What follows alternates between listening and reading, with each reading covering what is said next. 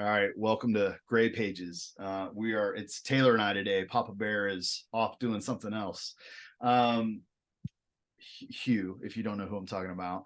But John calls Hugh Papa Bear. am I the only one? You know what? Before we jump into this conversation, by the way, for those listening, we are releasing these, and I think I said this a few weeks ago, but we're releasing these kind of in sequence of when we recorded them, but we've been recording all year as the book has been in development. But now we're listening to them as they're coming out, like remembering what we talked about. And it's kind of been a cool thing. And so I don't know when we're releasing this one, but for us in real time, when we're recording, we just released episode 5, which I think was called You Can't Build the Kingdom, but you got to build something. And Taylor, man, I just finished listening to it. And again, and I'm like, this might be my favorite one so far. Hugh was driving, he drops in and out, like we're struggling with audio here and there, but man, it's such a cool conversation. It's funny because we're improving the audio video quality as we move along, which I think is good. Yeah. I'm down with the excellence factor, but I think we'll look back and go, man, those ones where we're just sporadically in and out of service in the truck or traveling to deliver bikes or something like that were some of our favorite. And I think we'll have some of those again for sure.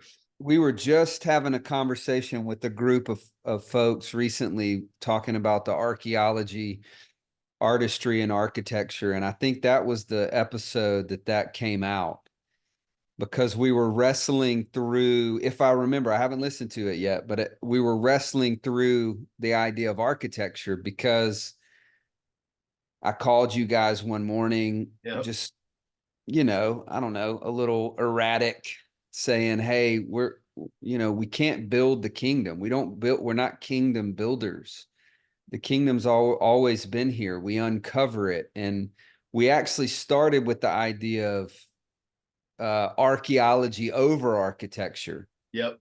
But I think you challenged it again. I'm trying to recall, 6 months ago, but you challenged it and you were like, well, we build something. And then throughout that episode came the whole tagline of the Brave Cities book. Yeah, that's actually the subtitle of the book now, right? Yeah.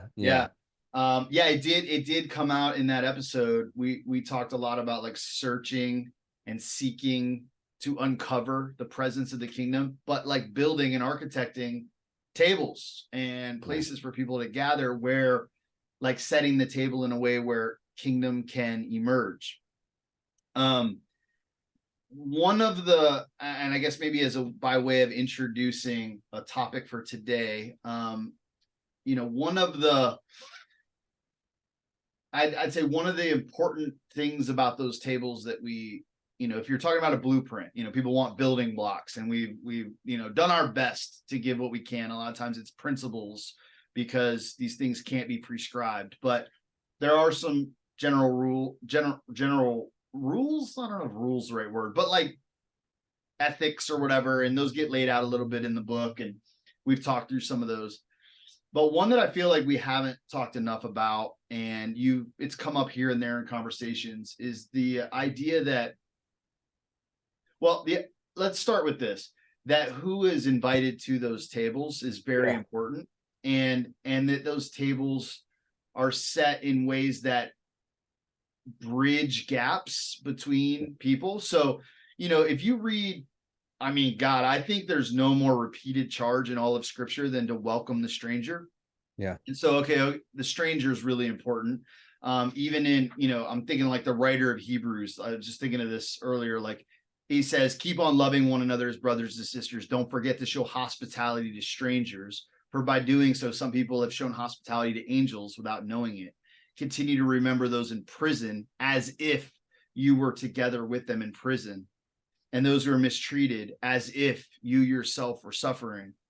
And I just, this idea of like, well, one in there is like welcoming the stranger, but also like this idea of solidarity with those that are suffering, with those that are in prison. And these two ideas I think are really important as we think about like what we're doing at these tables. So I, occasionally I'll geek out on etymology. So I may have done this here before, I don't know, but this really hits me because of, in our culture, you hear the word xenophobia thrown around. And so if you don't know Greek, xenos is the other, right? And phobia is afraid of. Well, the word that is translated hospitality in the New Testament is actually xenophilia. And philia, because, well, if you don't know a lot of Greek, like philosophy, like love of wisdom. Sophia is wisdom. Philosophy is love of wisdom. So this is love of the other. And when you start abstracting the other, the stranger at the door, the one who knocks, the one who's in need, I always think of like the guy on the corner, like looking at you as you pull up to the red light. Do we make eye contact? Do we pay attention to the other? And in our kind of society that is so driven on dollar value and value, economic value, I wonder, like, man, central to the call for the other. Like if you read through scripture, actually all like 613 precepts of Torah or whatever, over 30% of those are concerned with welcoming the stranger, the poor, and social and economic justice. And then among those around like power and kingship, half of all of them have to do with there not being the king being opulent and rich and in total contrast with, that's like half of them around kingship in Israel. And so anyway, I wanted to just begin a conversation around God's heart for the poor, the place of the poor in our communities. I'm always reminded of that, like the stone that the builders refused, obviously a reference to Jesus, but like if we're referring to being builders, maybe not kingdom builders, but ecosystem builders, table builders, in that blueprint, that thing, I'm like really nervous that we would end up making the mistake of rejecting the keystones that I would argue really are the poor, the outcast, the marginalized. And anyway, how's that for a prompt? You want to hopefully stir some thoughts to kind of get us digging in here? Yeah, I mean, mostly I want to let you riff as much as you can and see what comes out of it. I think goal wise, offering a why is really important to me. I do feel like people have a tendency, myself included, to kind of have their eyes glaze over when people start talking about helping the poor for various reasons. Lindsay and I were talking about it this morning over coffee, how it could be fear. So we could write that one down. It could be indifference. I think for me, at times it's experience. I was at an event recently where they were sharing the story of a gentleman that they had helped and celebrating his, the cool entry pathways that he had into their ministry and how it's changing his life. And I couldn't help but kind of smirk, almost in not a good spirit, I would say. Almost I feel you. like, yeah, he'll screw you. Just give him a few months. He'll take advantage of you, this won't work, or all that kind of, because when you walk in pain, or when you walk in the mud, you get dirty. And so there's that. I want to address that. And how do we endure? How do we stay in this? And what was the real another thought, because John, I think this is going to be maybe a 2 or 3 part series in and of itself, of just let's dig into 20 plus years of walking in the margins of cities and third world and abuse, neglect, trafficking, poverty, etc. Another one is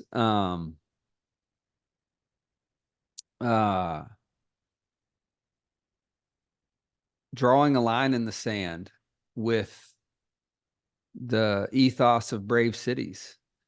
I do not want this conversation or this prophetic call to find itself muddied in like okay, so we're just starting businesses. So like kingdom economics, Jesus and the poor. What are we really? Are we just starting businesses to find new funding models? Because surely I think we've you're said right. it. I think that could be a real risk of these conversations without us constantly beating the drum of like this core DNA. Because we're in a moment where anybody that's looking closely knows that like ministry funding through tithes and offerings are ending. And as the request for our help or partnership or inspiring conversations grows, I'm noticing that the percentage of leaders that want it to find new models of funding is growing. And I want to say no judgment there. Like, I don't have a problem with that, but I have a problem with thinking that I spend the next 20 years of my life helping people with creative funding models, when the idea of this from the very beginning was a better city within our city, was building tables for both the covenant people, the workers, and the seekers, the others, whoever that may be. And then just the idea, man, of always leaning towards that Luke 4, you know, the Spirit of the Lord is upon me and has called me to preach good news to the poor. So like we talked about Dr. Perkins last week, I'll finish up with this, but you know, he said over and over and over when we were together, and has since, we've talked on the phone multiple times since, and he said, we can't tell people to stop building one thing, meaning church planting, and build 10 new things, meaning all these creative businesses that function as churches. The whole point of this has been the call of Jesus in Matthew 28, partnered with Matthew 25, partnered with Luke 4, of go and make disciples. Now, the go and make disciples thing to me is irrelevant if you don't consider the next thing he said, which is teaching them everything that I taught. And everything that he taught centered around what we are just beating the drum of, which is the kingdom. The kingdom is the good news. The place where the place and the thought and the spirit of welcomeness and of love, of grace, of a place at the table. So as we're talking about having this conversation today, I just thought, man, I want John to really kind of get into his heart and mind of why this is a line in the sand for us. So you might want to, I'll let you kind of even maybe take the posture of host then, and maybe ask me some questions to kind of pull that out of me. But just based on what you're saying now, I'll do my best to kind of like, here's what's on my mind right now. I was thinking of the Matthew 23 passage, Matthew 23:15. Jesus says, "Woe to you, teachers of the law and Pharisees, you hypocrites! You travel over land and sea to win a single convert. And when you have succeeded, you make them twice as much the child of hell as you are." And so when we talk about making disciples, I think it's important to realize like lots of leaders make disciples. That's such a baller statement, bro. Like that's just such an intense right thought. And it's powerful because it's like, you know, making disciples is tied to being discipled by Jesus, so teaching them to obey all that he commanded, right? And I think, okay, let me take a step back from this. And this isn't just a swing at church planting necessarily, but there is a tension here because I'll say this. There is a kind of theology, so-called Christian, but I'm going to put that in air quotes, that it's Christian, right? There is a theology that is patriotic, nationalistic, becomes subservient to the state and the empire. Now, there's current examples of this all over the place, but there's like great historic examples, like the Church of Nazi Germany, like flying the Nazi flag. Like this was what the church was doing, right? And this is the kind of theology that sanctioned the genocide of American Indians, Native Americans. It baptized the enslavement of Africans. It is itself a tool of Babylon and empire. And the hard thing for us to do in the conversations that we're having is recognizing that, you know, this kind of idea of like the call to come out of her to the people of God is what we're championing. And that I would say that is an anti-Christ theology. That is an anti-Christian theology. It is a theology of the Antichrist that masquerades as the church, the bride, the Christian community. Like it puts the propaganda of Christianity all over it, but is itself a beast. And why I'm bringing this up is like, I think it's important to just state that, but then to say, this is what we're afraid of right now. I do think there is a way that we cannot control what is done by others outside of us. And that's kind of known. So someone could listen in and take tools and tactics from our conversations and then apply those very things intended for kingdom ecosystem for anti-kingdom establishment, right? That can be done. But like the caution here, the thing I hear you saying, man, you know what I'm concerned with is this just becomes like a little entrepreneurial ecosystem to fund the empire building initiatives that are already happening to just perpetuate the thing that we're trying to build an alternative to. Okay, one, I think that's going to happen. I think there's nothing we can do to control that. But at the same time, we have to be about like Christian theology, which I would argue is on the side of those who have no one on their side. Jesus, the incarnation, if that's like an important Christian concept, then I would say the identification of that incarnation made in Matthew 25. I was sick. I was in prison. I was poor. I was naked. That identification has to be equally significant. That, you know, we reference like the Where's Waldo puzzle when you go into your city, like where's Jesus to be found? And the answer, I think, consistently throughout the witness of Scripture is among the poor. I'll throw in one other scripture to kind of like make this case, and then I'll let you just kind of, you know, ask me some questions and we could just riff from there. But the other one that comes to mind is Isaiah 58, you know, this true fasting idea. And it's, you know, hopefully most listening are familiar with it, but this idea of true fasting. But there's this interesting like piece in there. There's like a bunch of if statements.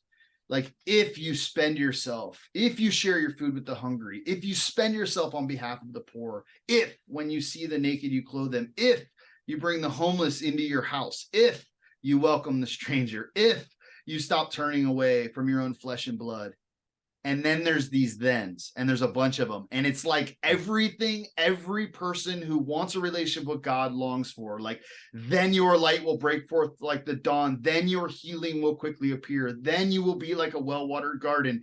Then you will be like a spring whose waters never fail. Then when you call for me, I'll be like, I'm right here. What's up? And the punchline is, if you don't, when you pray, I don't listen. And you find yourself far from me. And so I think at the heart of this question is it's not like, oh, we're just about the poor. We're about Jesus. We're about the kingdom and the way of Jesus. And Jesus is about the poor. Jesus, the incarnation itself, is God become the poor. Born in a manger, lived as an international refugee, said he had no place to lay his head, and then died on a Roman cross with executed among forgotten criminals. This was the one that we called the king. He is the template for the kingdom and any kingdom ecosystem. And so for me, I'm like, man, the reality is this is so central, which is why I imagine you're like, oh, I want you to riff on this. I'm like, this at the heart of everything that we do, I think is core to anything that might try to be recognized by the king or be called Christian in any final analysis. So do you think that the heart of what you're saying is a calling, or do you think that it's central to the good news of the kingdom? Yes. Yeah, I do. So I actually I think it's, well, so to answer your question point blank, I think it is across the board for every believer. If you apply scripture in your life, which you should try to embody the thing that you espouse that you believe, you will find yourself in concrete, direct relationship with the poor, the marginalized, the hurting, the outcast, the sick, the prisoner, the naked. Like you cannot apply scripture and not be in that for everybody. And I'll say, like, one of the things that really bothers me, and it, there's a lot of things that bother me, being like the cranky prophetic dude or whatever, but like talking about calling, like I'm called to this and I'm called to that. And I believe in specific calling. Yeah. But I don't like hearing about it. And generally the reason is we don't do general calling. So I'm like, look, dude, like you may be very specifically called to a very specific place, but that is after the like basic 101 discipleship that is the general calling, that is welcome the stranger, love your neighbor, continue to be brothers and sisters to one another. When you see the hungry, to feed them, like that you are walking in real relationship with the poor. Now, I recognize that to some, that is going to be everything they ever do. And to that might be more like a specific calling.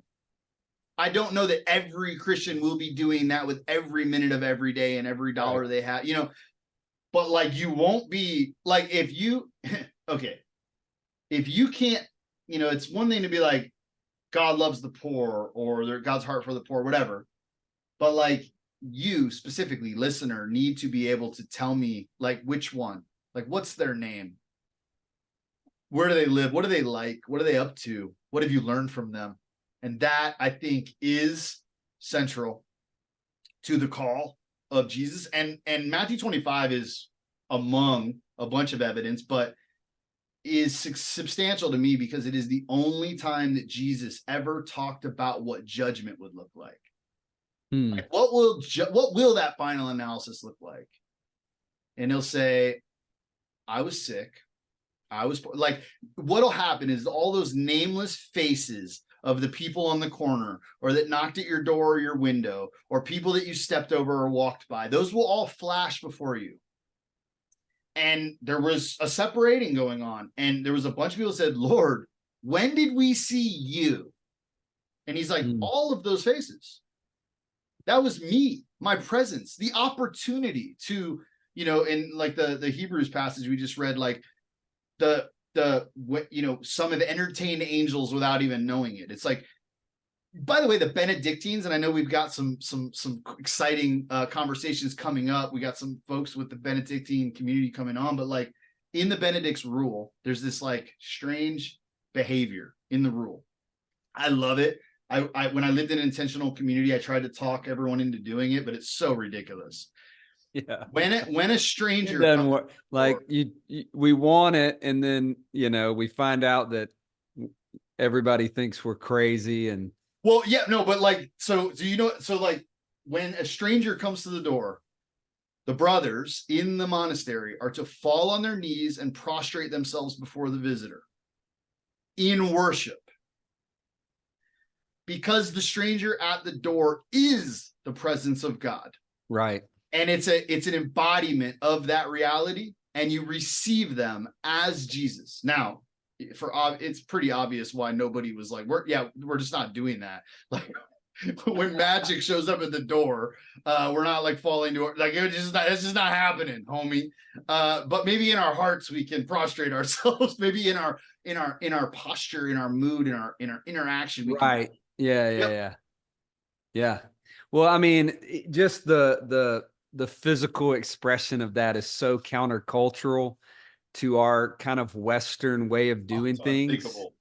I mean, you could see, you could see that in certain cultures. So the question always is, okay, so how does that manifest itself in our current context? And I think that's the big question too, that I'd like to get into at some point, maybe not even, I want to say like this conversation right now is really centered on one thought, and then we're going to extend it. But the thought is to practice Jesus without a central focus on the poor.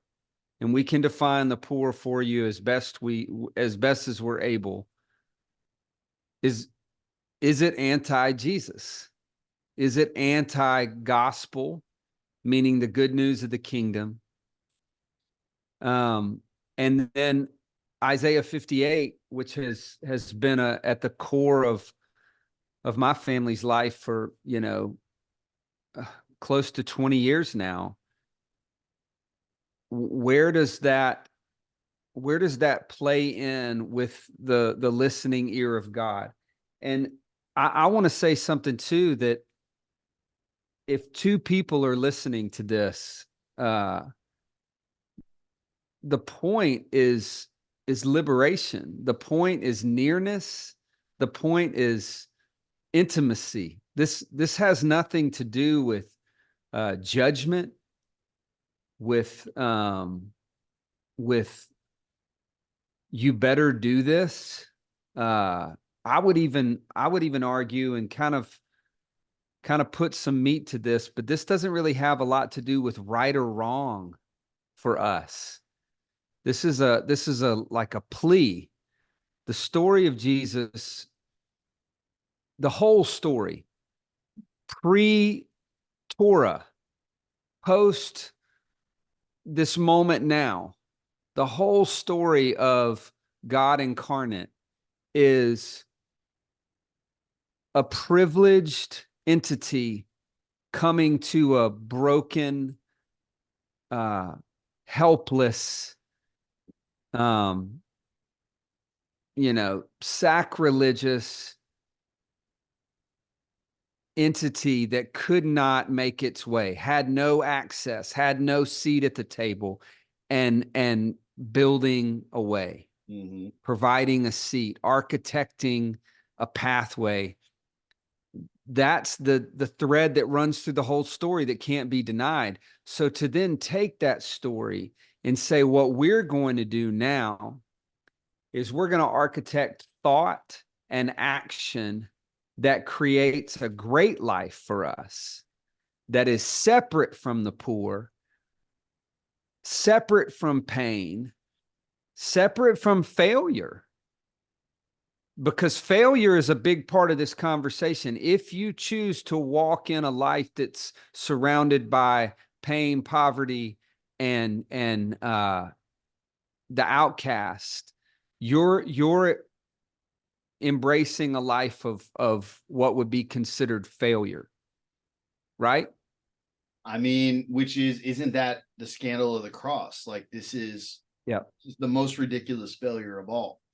That the actual thing that you're saying about security, like, and to have pain away and suffering away and those things, like this is just the way of the world. This is the way of Babylon. This is and in many ways it some very real heart of it, and even like explicitly in Babylonian kind of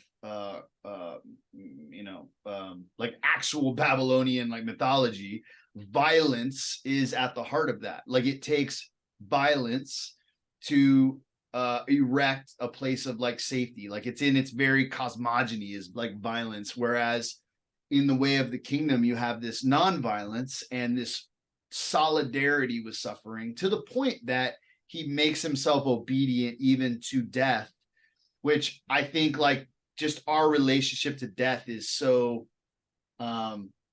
important. This is the great other with capital O, is like, what is death? And we are terrified of dying. We are terrified, and even why we don't want to be around the sick or the poor. Or we don't want to see trash, frankly. Like, it's the same thing. Like, we want a trash man to pick it up and take it away out of sight. We don't want trash in our lives. We don't want death in our lives, because it reminds us of mortality and whatever. And I actually do think, like, I mean, let's just take that passage I used earlier, the stone the builders refused. So you've worked on plenty of construction sites. Where do you find the stone that the builders refuse? It's in the garbage. Like, there's a trash pile that is in front of a construction site with bent boards and refused stones. It's in the trash. And in some real way, that's where we want death. That's where we want suffering. That's where we want grief. That's where we want pain. That's where we want the poor. We want them in the trash and out of sight. And I think the model of God that we see in the stone the builders refuse is God is a dumpster diver, taking all of the stones we refuse, all of the people that we refuse, and then proclaiming their value to the world. And that is how the kingdom is built. That he chooses the foolish to shame the wise, the weak, the strong, the poor, the middle class, the wealthy. And okay, then I like what you said, like, this not being about like judgment, because so I always think of, and this is my experience too, but the story of St. Francis, like, he was raised in a wealthy family. They had like a textile business, like leather goods, cloth, whatever. And his dad was pretty well off. So he's like a spoiled kid. He was known for being like kind of opulent and flamboyant and like throwing daddy's money around or whatever. And he had a dream that he always wanted to be a knight. Like, I want to be a knight. I want to be a knight. He begged his father, even as a child, like, you know, how your kids want to dress up, like, buy me chainmail, buy me a shield, buy me a lance, so he could pretend to be a knight long before he was ever going to be a knight. Was like his dream. And he had a dream, an actual dream one night, that he believed was from God. And God, all of the textiles in the house, in his father's house turned into a kingdom, a palace. And all of the textiles turned into like weapons of war, like lances and shields or whatever.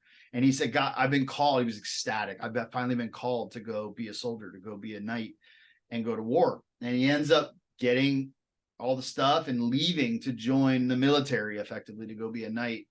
And on horseback, on his way, he hears a voice, like God speaks to him and says, you've misunderstood the call, go back. And Francis was one for, let's say, application. So he turned around, like God clearly spoke to him to go back, and he went back.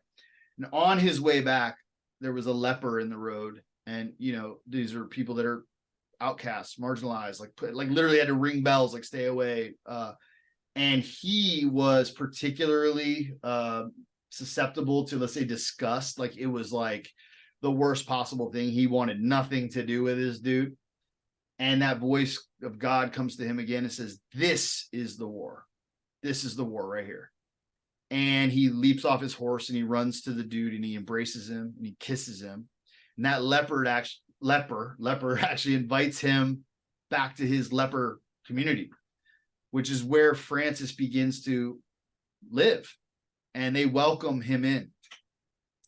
And, you know, in history later, people would be like, man, Francis, is so great what you do for these poor lepers, these poor people. It's so good, the compassion you show and that you care for them. And he would say, like, man, you don't get it. You don't get it at all. Like, they're the ones that welcomed me in. They're the ones that saved me. They're the ones who were the presence of God and grace to me. And like, similarly, I hear things from people like, oh, what you do for these poor homeless people and these hurting people. And I'm like, man, like, you don't get it. Like, yeah. I am the one that needs them. Like, I just make up excuses to get close to them. Like, here's a sandwich. You need a jacket, but I just want to sit and listen and walk with and learn from. And everything I know about the needs in my city, the work to be done, the things to be built, the ethics that it be built on, the proclamation of value of things that would otherwise be wasted. These are things you find among the poor who use ingenuity and genius to build. Go ahead. I want to get this question in the bulletin board, and maybe you can say for another time. Do you think that there are these tenets of Babylon that we've talked about a lot, the contrast between kingdom, between a brave city and a Babylonian city?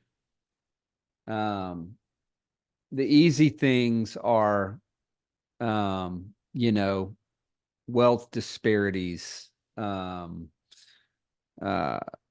opposites of the fruit of the spirit, things like pride and envy and using the weak for our own gain. But there are also subtle things that are hard to describe, things like longing for recognition for our good work. Everybody loves to be recognized on some level. And I cannot completely determine that that's a bad thing. And the reason is because as a dad, I know how important it is for my kids to know that I see them. And that's a pure desire. They want me to see their tumble on the living room floor. They want me to see that they just got that they just, hit a left-handed layup for the first time. They want my recognition for things, but there is something that gets twisted where you start to vie for it, where you start to really work hard. And then the one I wanted to bring up is this idea of repairing the breach, of what's working and what's not, what's successful and what isn't. And there is a part of this conversation that at some point I think I have to have, and I'm assuming that maybe others need to also, is like the majority of both of our lives, we've been connected now for almost 15 years, is filled with relationship after relationship after relationship in the under the overpasses and in the tent cities and in the margins of our communities, with people who don't change, who don't come out of the despair, who remain deep in the mud. And I don't see a lot of command in that regard. I don't see a lot of edification from Jesus saying, make sure that you fix the poor. And I'm wondering like how important this part of the conversation is it was never about when James says, this was what was on my mind this morning, John, when James says, if you say to the man who's poorly clothed and lacking in daily food, go in peace, be warmed and filled, without giving him the things needed for the body, what good have you done?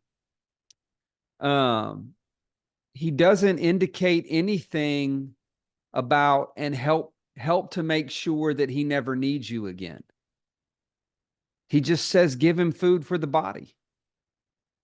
Yeah, there's so much in everything you just said. I feel like we could unpack this for a long time. And we should, by the way, this, I want to say this has to be a part of this series, but this is a really important thought for me, is we're not talking about how successful your ministry to the poor is. We're talking about being near to Jesus, right? Correct. And I would actually, it's funny, I've been asked about this a lot, like success in the way that we understand it, like how many people got on their feet or got employed or got off drugs or whatever. And sure, there are stories. That's probably like this smirk you had at the success story of whatever that thing you were at is like, I have a million of those kinds of, let's say, air quote, success stories, but then I stay with them. And like your comment sounded a little like jaded, but the reality is like stories are long and they go up and down. So I've seen a lot of people recover from addiction for years, and inevitably they fall off the wagon, right? It's like you go up and down. All of us know this from life. Like the success stories are myopic in that they are not long term enough.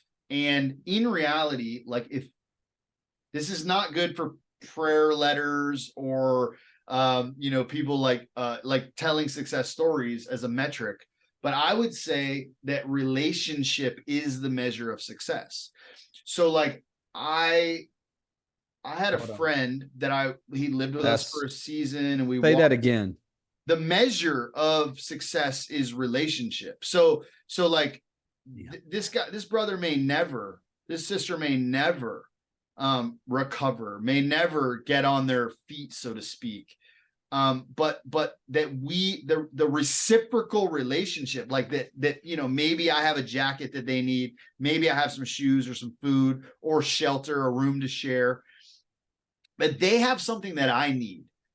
Namely, one, the presence of God, frankly, but also just like wisdom, insight, perspective on the city of how things work, pain and suffering.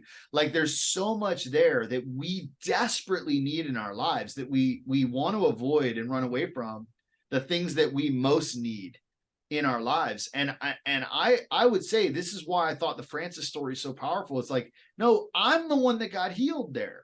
Like, so it's funny. It's almost like if you like say this explicitly, it's almost like, so you exploit the poor so you can get better. It's like, kinda like it's not an exploitation. It needs to be reciprocal relationship. But the last thing we're going to do is like do this. So this goes to your point about recognition. Like we want to like snap a photo of it and put it in our prayer letter, or have homie get up and tell how he's healed and follows Jesus now and got baptized this morning or whatever. And praise God when things like that happen. Like celebrate when it's time to celebrate and mourn when it's time to mourn.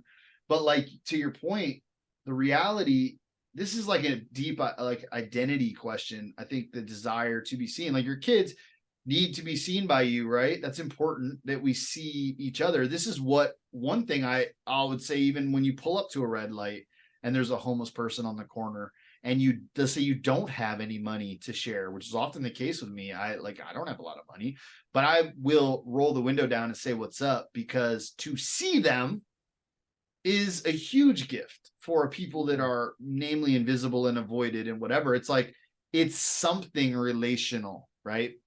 By the way, just about money exchange with the poor, and there's probably a million practical things, but like one practice I have is I love to loan money to very materially poor people because it's relationally defining. So it is trusting, it is expecting responsibility back.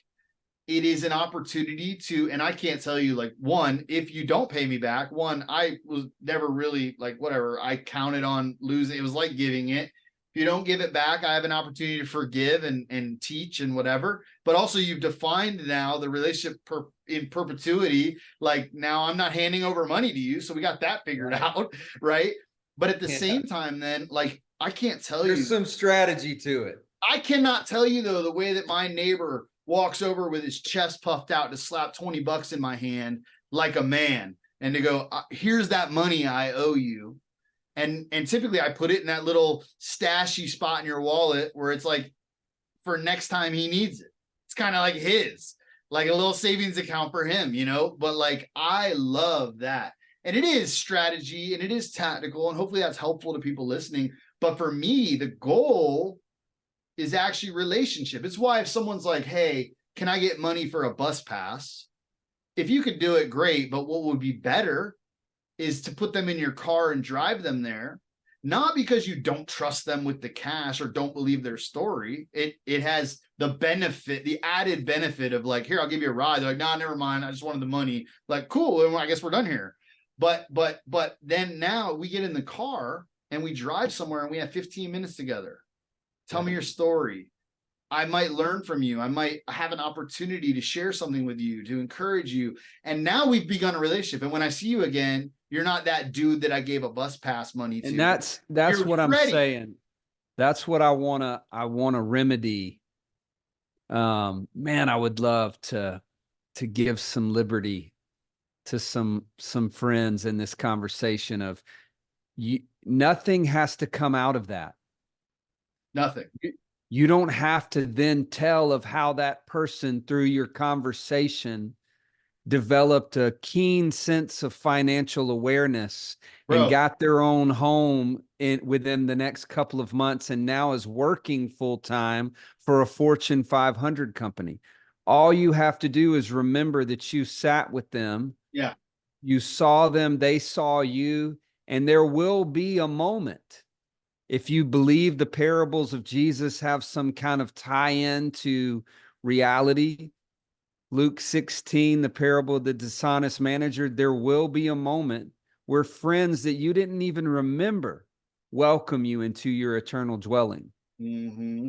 But it's just as much as applicable to the temporal as it is the eternal, unless you allow these false like Babylonian metrics to creep in to discourage you, which I am extremely guilty of. Yep. You know, it's funny about this telling a story. I really struggle with this because obviously there is a need, especially if you're like in ministry or raise money in any way, there is a need to like tell stories. Like I referenced like the metrics in the prayer letter or whatever, or grant writing, whatever. It's like the institutional setup is such that you've got to like proclaim your good works before men. And interestingly, Jesus said, don't let your left hand know what your right is doing. And when you fast, wash your face so no one can tell. And when you pray, go in the closet. Do not do these things to be seen. And then alternatively, though, you do want to model behaviors to others. There's like this interesting, I want to do it among friends to be seen, to disciple in the way of Jesus, like Jesus walked with these guys, but right. Not to be put it on a billboard or proclaim it or tell these stories to get recognition.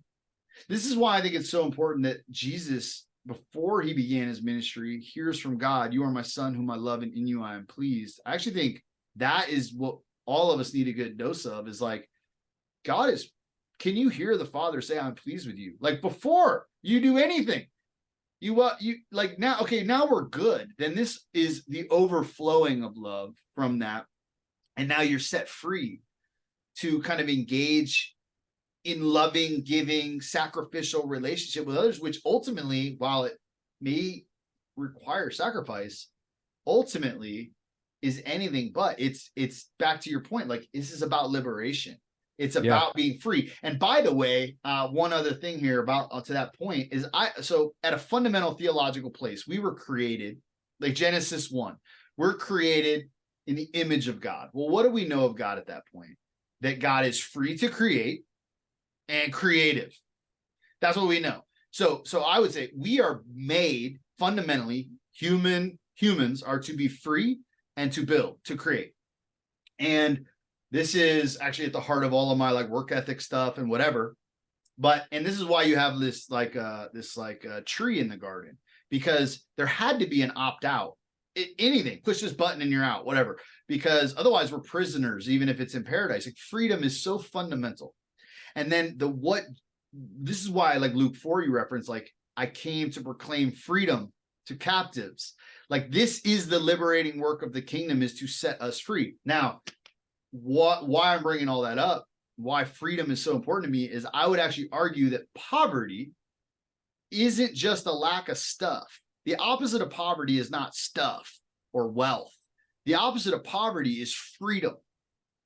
And I referenced St. Francis earlier. Like, this is a great illustration of that. Or I have somewhere here behind me, I have the autobiography of Gandhi, which actually I'll show you in the back, because I have it right here. In the back leaf of this, ooh, man, this is tore up. In the leaflet of this book, or in the where is it? There is this picture. Here it is. Check this out. It says all of Gandhi's possessions at the time of his death. There's 2 pots, a notebook, glasses, a bowl, and 2 pairs of sandals. And by the way, and St. Francis, like, chased after what he called like lady poverty, right? Like, she was this beautiful bride to be loved. Well, is that the poverty that we're aware of or that we know of? Like, is that what we're after? And I think the answer is no.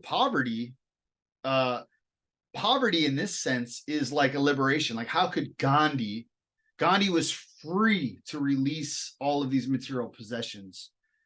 Francis was free in a way that liberated in a way that so many of us don't know, and could resemble what we would call material poverty. So my point, I guess, back to liberation is that poverty, material poverty, or poverty as like the enemy of human freedom, is the thing that we want to see liberation from. Is the thing that sin kind of binds us in.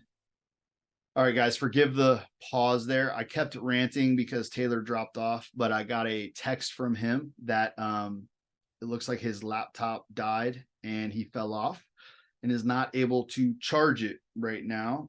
So he's gonna have to figure out a different option. I think I'll leave this at that because I don't want to just.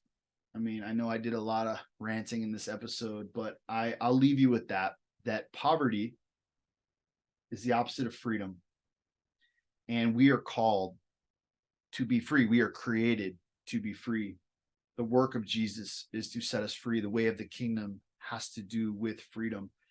And we find real freedom among those who experience material poverty, psychological poverty, captivity, socially, mentally, spiritually, physically. These are things that you, as a Christian, as a kingdom citizen, are called to walk among the poor with Jesus. He's calling you there, all of you. This isn't a specific calling.